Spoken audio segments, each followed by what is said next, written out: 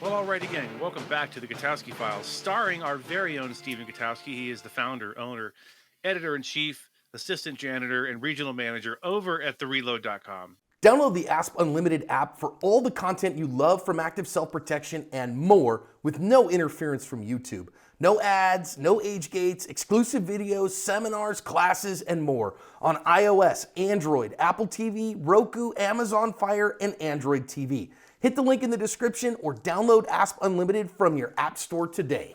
Thereload.com. And if you haven't done so already, do me a favor, do Stephen a favor, and just hop over there to thereload.com. There's a link in the notes of the audio version. You can click on that. It's always been there. It'll always be there. Go consider getting a membership. Stephen relies on your membership dues to fund his important work. Stephen, how are you, sir? I'm doing pretty well. How are you? I'm not too bad. I'm a little frazzled today. It's been a long day. It's been a long couple days, but it's going to be fine.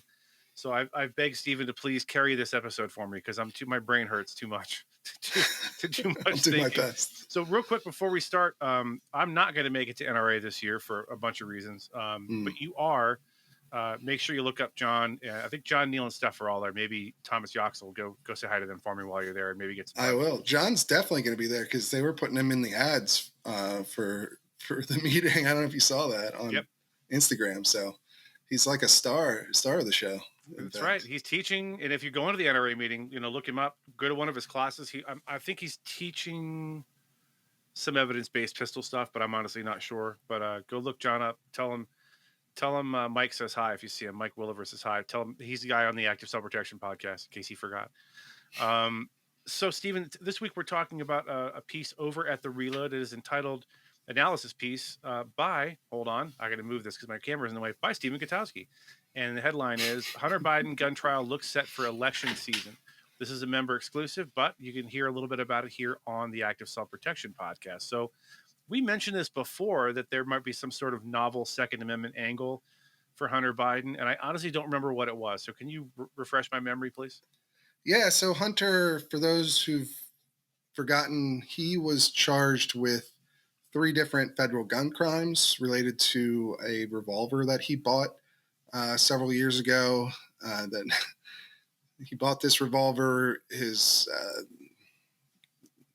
Hunter Biden has a very messy personal life, as I think many people are well aware of at this point. Indeed. But I think his girlfriend at the time, who was his brother's widow, was concerned about him having this gun at this point in time, and she took it and threw it away in the trash behind a grocery store, which then somebody digging through the dumpster found and surprisingly turned over to the police. And then actually there was the Secret Service got involved, perhaps inappropriately at one point. But this all resulted in a special prosecutor being appointed to look into this situation, plus his tax issues that Hunter had. And they had at one point had come to a sort of plea agreement, or non-prosecution agreement, I guess it's better phrased as, where he was going to accept, responsibility for some of these things, but he wasn't going to get jail time. It was a non-prosecution agreement. He was going to accept some punishment in exchange for not getting the full punishment that he might if they went to trial, and he lost, right?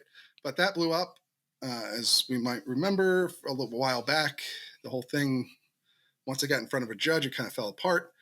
And so now he's being prosecuted currently for the tax stuff, but also what we're concerned about here, the gun charges. And the issue he has is that when he bought that gun, he later wrote a book that talked about his life during that period and went on a whole media tour, if you recall. And the problem is that in that book, he claimed to be using crack, quote, every 15 minutes. That not the best thing to do if you're under investigation, I think, for potentially committing gun crimes, because one of the prohibitions that we have in federal law for gun possession is you cannot be addicted to drugs, to illicit drugs. You can't be a user of hard drugs and oftentimes that's hard to establish. I think for prosecution, whether you're addicted to or continually using, which is where the whole book thing comes in. He kind of openly said it that he was Right. addicted and Right. continually using during this period that he bought this gun, which means that not only did he have the gun, the possession becomes illegal, but also that he lied on the background check because the background check specifically asks you, are you a user of illicit drugs or addicted to illicit drugs?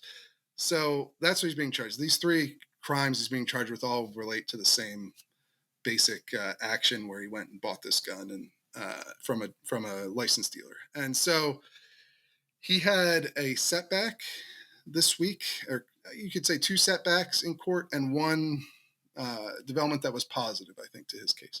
Okay. Because what's happened since then is he's made the argument that the Second Amendment actually protects him, and this law that he's being charged under is unconstitutional.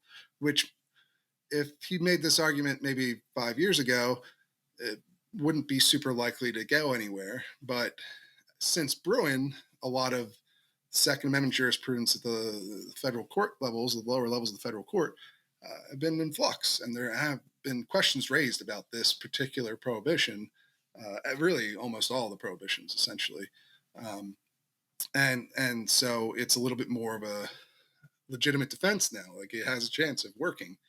But we could start with the negative stuff first. One, he had appealed this decision to, he was asking an appeals court, the federal appeals court, the Third Circuit, because this all happened in Delaware, and there, that's the Third Circuit. And he asked an appeals court to basically throw out his charges to stop the trial based on this non-prosecution agreement that they had gotten that blew up. And the appeals court said no. You have to go through this trial. You might have some defenses that work during the trial, but you can't avoid the trial Right. because of this defunct non-prosecution agreement that you had with prosecutors that never got fully certified. And then the other bad thing that happened for him is the motion that his lawyers prepared to make that Second Amendment defense was also rejected by the lower court judge in his case, although it was rejected because they tried it as what's called a facial challenge. So a lot of the like gun rights groups, when they file challenges that we talk about on the show, they tend to do facial challenges of like new gun laws. And the problem with the facial challenge is it's a higher bar. It's harder to get because essentially you're arguing that there's no possible application of this law that would be constitutional. And so the judge said that's um, rejected that argument. However, and also like there was sort of a lot of criticism, I think, of Hunter's lawyers in that, like, it didn't seem like the judges were all that convinced by anything they were trying to do. Well, I That remember it maybe was when they were trying to get that plea agreement in place, and that's when everything blew up. It was actual courtroom drama, which is oh rare, yeah, actually. pretty rare, yeah.